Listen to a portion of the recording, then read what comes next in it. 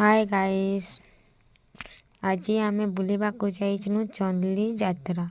बहुत गला बेले तो 11 11:30 बजे कम भीड़ टिले देखूं।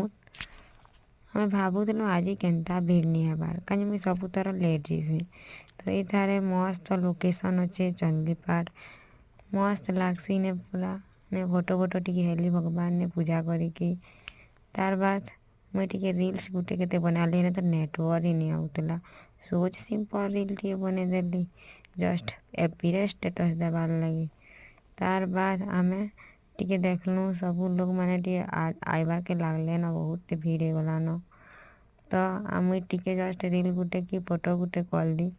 तार बाद आमे खाई पी करी इटा फिर ऊपर टे चलनु और फिर आमे उतरी करी पले आइलु। लोग देखो रे बुआ मुई तो हजी जाइतिली आजका। फिर मोर बापा संगे आसीचे बुआ एते भीड़ थिला जे नी रे बुआ आर तरनु छाड़बार ही नी न फ्रेंड मान के धरी तिबार कथा कहाला जे कि नेटवर्क ही नी नईना। आमे बहुत फिर भी मैं बहुत एंजॉय करली खाइलु बहुत किछि खाइलु बहुत किछि घिनलु मस्त बुलनु। आशा करछे तमे मने भी आसीथिबो इने आउ सबे एंजॉय करिथिबो आउ ई जगहटा बहुत भल अच्छे आसुद विजिट करू। Thank you tata bye bye.